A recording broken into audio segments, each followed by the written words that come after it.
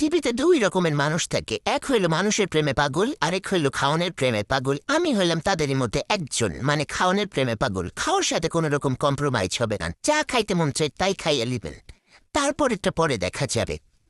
আর এদিকে এই কুট্টু সমুচনে আমি ভাবতেছিলাম ভাইয়ের পেটের মধ্যে কি আসলে কিছু আছে নাকি বেড়ারা এমনি কিছু কাগজ বুচ্চা দিচ্ছে, পরে একটা ভাঙছি। আর এদিকে ভাপা পিঠা, আমার মা আমার এত বড় তোকে কেমনে দিল ভাই?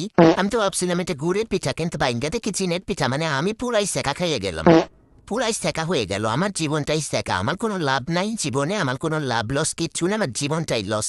আর এইদিকে আমসত্ত্ব, এই যে আমসত্ত্ব কাটতে বসছি, মানে এইটা কি আসলে আমসত্ত্ব হয়েছে না কি সত্য হয়েছে ওটা আমিও বুঝতেছি না, মানে কোন আদারে উঠাইতেই পারতেছি না কোনোভাবেই না, না মানে না। অনেক কষ্টে পরে উঠাইছি, উঠা এখন এটার তো সাইজ করতে হবে, সাইজ না করলে আমার মন পড়ে না। যাই হোক, প্রচুর পরিমাণে খেতে হবে ভাই, জীবনে খাওয়া ছাড়া কিচ্ছু নাই।